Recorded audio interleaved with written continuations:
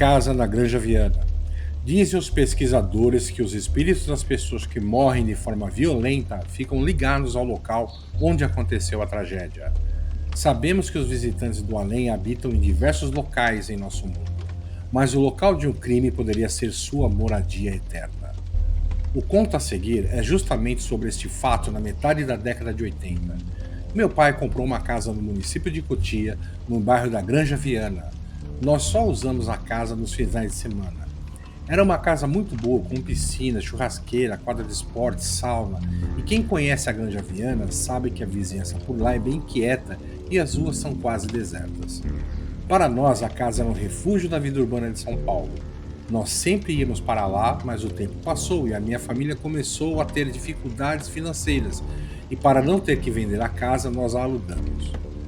Depois de alguns anos, o meu pai deu uma volta por cima da crise financeira e então paramos de alugar a casa. Mas como fazia muito tempo que não íamos para lá, perdemos o costume. Raramente íamos e depois de algum tempo simplesmente paramos de ir. A casa ficou praticamente abandonada. Depois de quase 5 anos com a casa no esquecimento, recebemos uma ligação de um policial da região pedindo para o meu pai comparecer na delegacia local porque queriam falar com ele. Meu pai achava que ia ser alguma coisa sobre a casa parecer abandonada ou coisa parecida, mas quando ele voltou estava branco feito neve. Quando chegou na delegacia, mandaram ele falar com o homem, que já foi despejando tudo. O homem falou que era um detetive que tinha conseguido nosso telefone com os vizinhos e nos contou que tinha ocorrido um crime na nossa casa. Um crime hediondo. 4 bandidos sequestraram uma garota e a levaram para nossa casa, pensando que ela estava abandonada, e fizeram de tudo com a garota. E no final, a mataram e enterraram no quintal. Eles levaram todos os documentos, dinheiro e joias dela. O detetive falou também que esse não era o primeiro crime que aconteceu lá, que esses 4 bandidos já tinham mantido 2 pessoas reféns de sequestro lá dentro e matado pelo menos mais 3 integrantes de uma gangue rival, e enterraram na casa. Eles procuraram e acharam a ossada dos 3 homens no nosso quintal. Disse para o meu pai que não precisava se preocupar, que tinham revirado o quintal todo e não acharam mais ninguém, e que os 4 bandidos que estavam usando a nossa casa para isso tudo já tinham sido presos. O meu pai estava arrasado, tinham invadido o nosso paraíso e transformado ele num verdadeiro inferno. Ele falou que o quintal da casa estava todo revirado, esburacado e a piscina estava completamente imunda. Um dos quartos da casa estava completamente ensanguentado e o sangue já estava todo seco. Disse que a casa estava fedendo a urina e estava toda fechada por dentro. A casa estava irreconhecível. Nós resolvemos reformar a casa e depois vender. Depois de muita dor de cabeça e muito tempo, a casa ficou como era antes, num quintal bonito, toda arrumada e limpa por dentro. A piscina estava espetacular. De novo tinha voltado a ser uma casa decente depois da reforma. Ficamos com pena e decidimos que não iríamos mais vender a casa. Simplesmente iríamos esquecer o que tinha acontecido no passado e transformá-la novamente em um lugar feliz. Só que a nossa vida tinha mudado muito desde aquela época, que sempre íamos para lá nos finais de semana, e realmente não dava mais para ser como era. Como nós estávamos com medo que usassem a nossa querida casa para algum fim deturpado de novo, estávamos pensando em alugar a casa mais uma vez. Mas agora eu já estava mais velho, né? Eu já tinha meu carro e estava para sair de casa e começar minha vida sozinho. No começo não foi fácil tentar convencê-los. A minha mãe estava muito apreensiva em me deixar morar lá sozinho. Foi depois de muita conversa e muita insistência que eles me deixaram morar lá. E lá eu fui. Eu feliz da vida para minha casa nova morar sozinho e ser independente. Claro que eu pensava em levar o pessoal da faculdade para fazer festas o tempo todo. Achei que ia ser a maior farra, mas foi exatamente o contrário. Com o tempo eu acabei me acostumando com a viagem diária para a faculdade e nem todos os meus amigos estavam dispostos a ir até lá. A casa era bem grande, tinha 5 quartos, todos suítes, 3 salas, uma cozinha, quadra de esportes, enfim, gigantesca. Eu acabei me sentindo muito sozinho naquela casa enorme e fiquei deprimido constantemente. Depois de um tempo, os meus pais deixaram eu chamar alguns amigos da faculdade para morar comigo. Logo, consegui convencer 2 amigos e uma amiga a ir morar. A vida depois disso começou a virar uma festa. Lá dentro a gente se dava bem, nos respeitávamos uns aos outros e tratamos a garota que estava morando conosco como uma irmã. Com o tempo vieram as festas, já que agora tinha carro suficiente para levar e trazer quem quisesse ir. Numa dessas festas, o pessoal se juntou na sala de TV e começou a contar história de terror.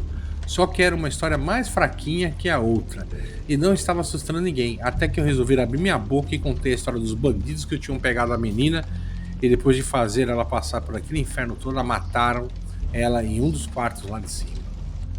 O pessoal ficou quieto, porque realmente era algo pesado e realista, diferente do que estavam contando. Estava aquele silêncio todo quando alguém me perguntou se aquilo realmente era verdade, porque se fosse mentira era uma piada de muito mau gosto. Eu jurei que era verdade, até que alguém gritou lá no fundo: "Vamos fazer a brincadeira do copo lá em cima, neste quarto, e chamar o espírito da mulher." Então, quando ele falou isso, minha espinha gelou e todos os pelos do meu corpo se arrepiaram. O povo começou a gritar: "Vamos lá, vamos lá, vamos lá!" Então fomos. Eu peguei um copo na cozinha e subi com alguns colegas que estavam na sala de TV, enquanto o restante do pessoal ficou lá embaixo da festa. Só uma coisa que eu não mencionei antes era que este quarto ficava sempre vazio, só tinha uma cama, um criado mudo e uma poltrona. Lá dentro mais nada. No dia que os meus amigos vieram morar comigo, na hora de escolher os quartos, todos entraram nele, mas ninguém gostou. Eu também nunca gostei dele, mas eu sabia o motivo, ou pelo menos eu achava que sabia que era porque tinha sido lá que a garota tinha sido morta. Só que eles não sabiam nada até aquela noite. Mesmo assim, tinham uma repugnância com relação ao quarto. Nenhum de nós quatro gostava de entrar lá dentro, nem de passar pela frente do quarto.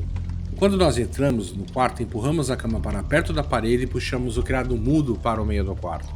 Colocamos o copo em cima dele e em seguida um monte de letras escritas em pedaço de papel em volta e 2 pedaços maiores escritos sim ou não. Acendemos as velas e demos para as pessoas. Nós estávamos em 9. Seguramos em volta da gente para poder ver as letras e apagamos as luzes. O cara que estava comandando o show falou que era bom que só 3 pessoas colocassem o dedo em cima do copo para não dar muita interferência. Eu não entendi o que ele quis dizer, eu não brinco muito com isso, então eu, ele e uma menina colocamos o dedo em cima do copo. Fechamos nossos olhos e os outros 2 que sobraram ficaram de ler o que o espírito respondia. Nós 3 fechamos os olhos e começamos a tentar nos comunicar com o espírito. Depois de alguns minutos com o copo parado, eu achei que não ia acontecer nada, mas de repente o copo começou a se mover. Primeiro foi só um pouquinho para o lado e eu achei que tinha sido um dos outros 2 que estavam com o dedo no copo que tinham mexido. Então eu falei: "Quem mexeu o copo?" O outro colega que estava com o dedo no copo fez "shh" e ficou com a cara séria. Então eu fechei os olhos de novo e um dos meus amigos perguntou se tinha algum espírito presente. O copo se mexeu devagar. Um dos 2 que estava lendo o que o espírito dizia falou. O copo foi para o sim. O outro que estava fazendo perguntas perguntou qual era o nome do espírito. Depois de alguns segundos, o copo começou a se mexer. Ia de um lado para o outro, de frente para trás. E o que estava lendo soletrou a palavra: Mariana. O nome do espírito é Mariana. Eu abri os olhos e vi que o pessoal estava com a cara assustada e falei que não precisava se preocupar com isso, que era só um dos 2 que estavam com o dedo no copo comigo que estava empurrando. Um dos rapazes que estava segurando as velas falou: "Cara, eu tô olhando para vocês 3 o tempo todo e não vi ninguém de olho aberto. Como é que algum de vocês ia conseguir soletrar algo direto com os olhos fechados?" O colega que estava fazendo a pergunta fez um shh de novo e nós ficamos quietos. Fechei os olhos de novo, então ele perguntou se era o espírito da mulher que tinha morrido lá. O copo ficou parado um tempo. Passou quase um minuto e nós estávamos prontos para perguntar de novo quando o copo se movimentou violentamente para o lado e parou no sim.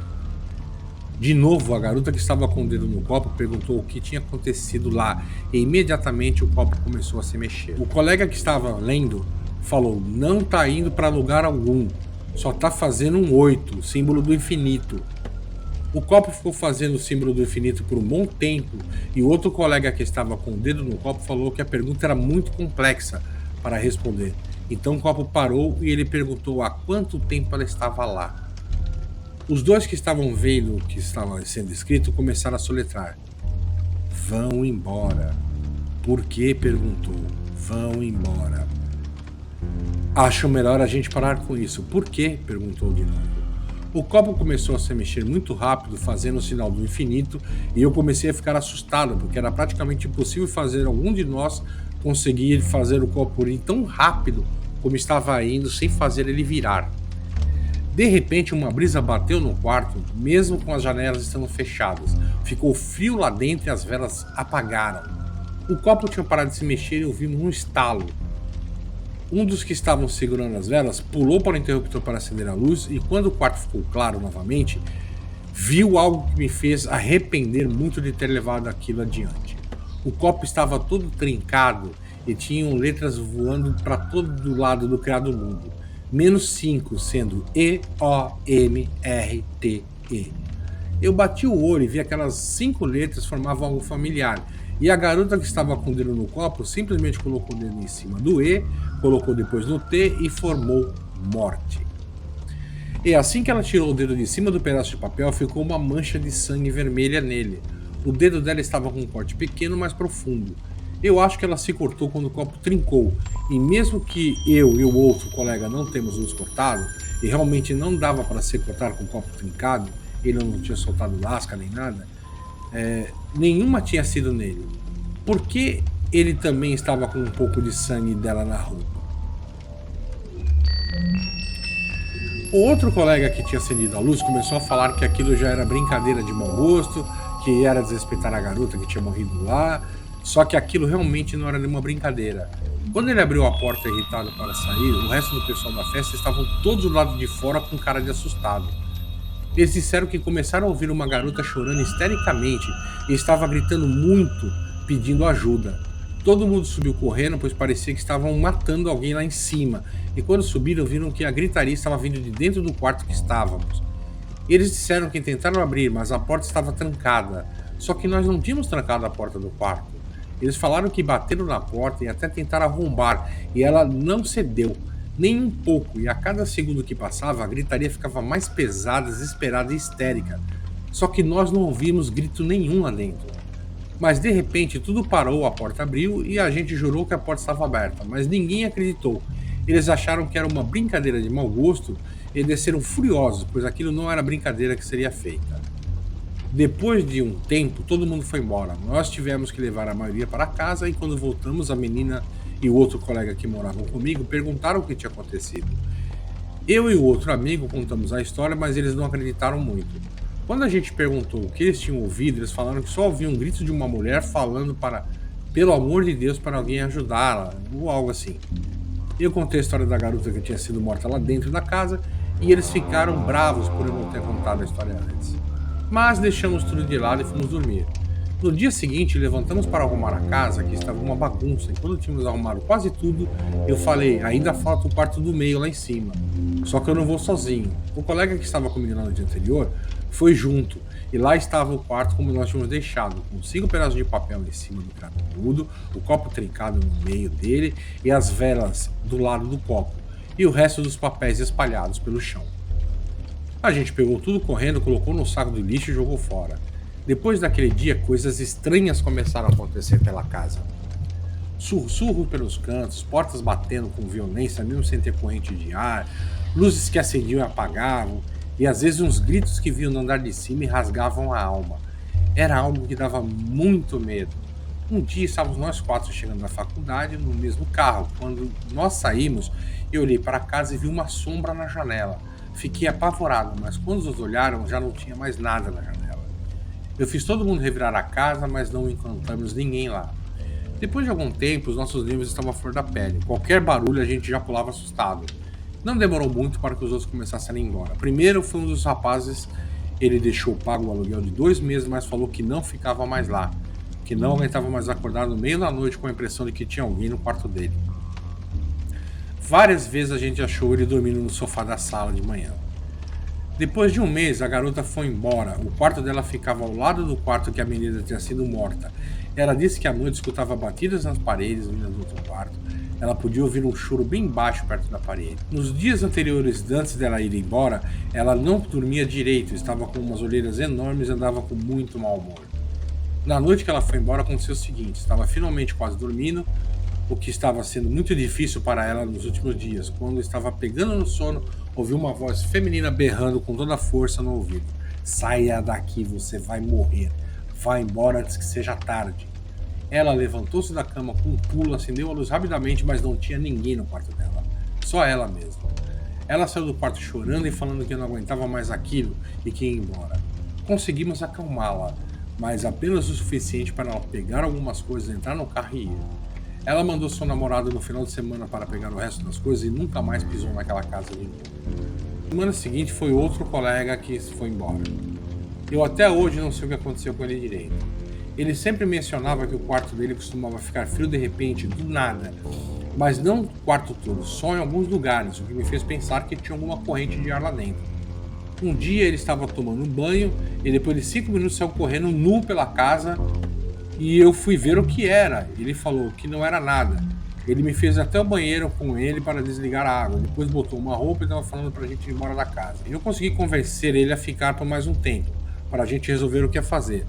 E estava muito tarde e ele falou tudo bem, que ia ficar, mas que ia dormir no meu quarto comigo e eu deixei, pois não estava afim de passar a noite sozinho também. Ele colocou o colchão dele ao lado da minha cama e fomos dormir. Quando eu acordei, o colchão dele estava todo rasgado e ele não estava lá. Fiquei preocupado e comecei a chamar por ele. Comecei a procurar pela casa e depois de um tempo achei ele dormindo dentro do meu guarda-roupa com uma faca na mão. Acordei ele e ele me falou que acordou com a faca na mão e que tinha alguém segurando a perna dele. Ele perguntou se era eu e respondi que não. Falou que ouviu um grito humano e uma mão misteriosa começou a apertar a perna dele bem forte até machucar. Ele começou a esfaquear o colchão e correu para o armário e ficou lá dentro e ele não sabe como eu não acordei com o grito, pois foi um grito bem alto. Ele pegou as coisas e se mandou. Eu fiquei lá sozinho por mais um tempo, mas não aguentava aquela solidão e aquela casa já estava começando a me afetar. Era normal eu ir dormindo no carro porque estava com medo de ficar sozinho na casa. Depois de um tempo, resolvi ir embora da casa porque eu já estava ficando louco e paranoico.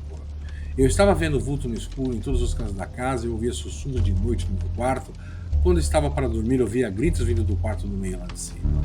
A coisa estava de um jeito que ou eu saía de lá ou ia para um hospício. Eu acabei voltando a morar com meus pais e ao chegar em casa, vi que todos estavam em luto.